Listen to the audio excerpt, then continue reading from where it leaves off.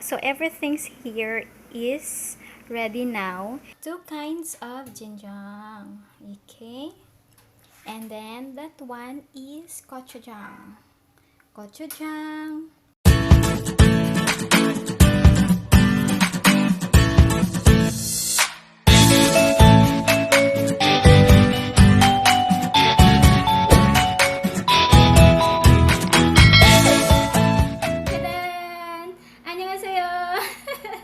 Say hi to my love. Annyeonghaseyo. Lalabs. Doenjang Jjigae ka ba? Bakit? Kasi hindi ko Doenjang Jjigae yung feelings ko para sa'yo. Char. Hi guys! Good afternoon! It simply means Hepelgon and welcome to another video. Okay, so on this episode, I'm going to show you how I make Sugugi Doenjang Jjigae. So, you know what mga lalabs? Doenjang Jjigae is one of the most popular food in Korean cuisine. Yes.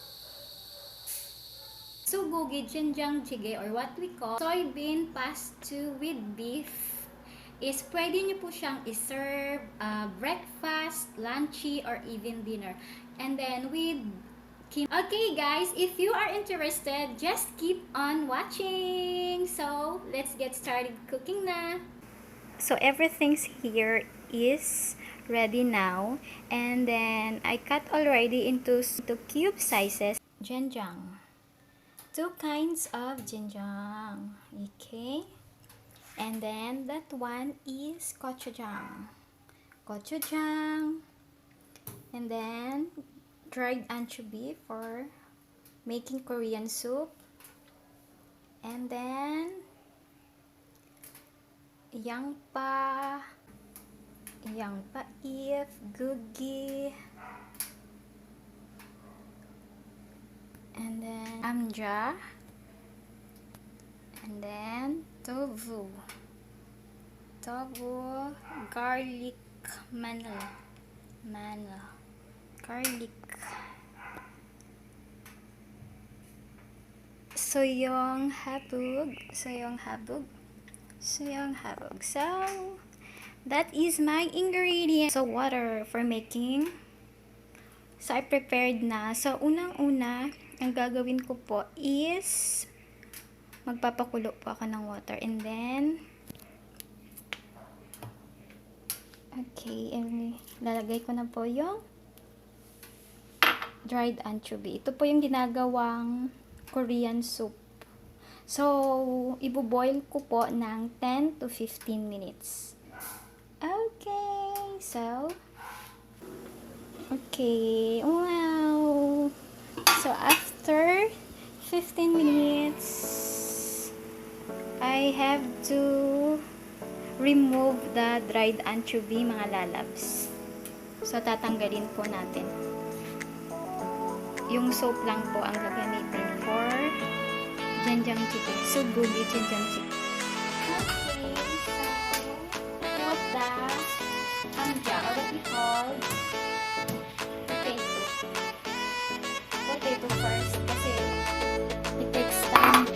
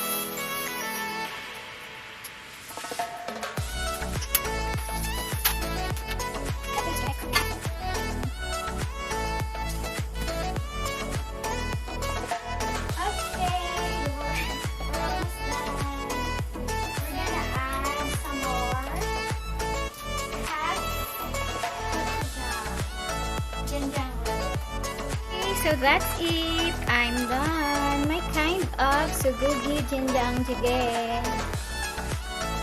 Okay, sugugi Doenjang Jjigae masasuyo. Di ba, Labski? Ha? Ah.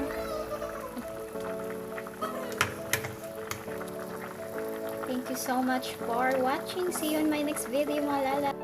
Thank you for watching. If you think my video is very useful, please give me a thumbs up. Please don't forget to like and share. Thank you so much. 감사합니다. 잘 가. 다음에 또 봐. See you in my next video.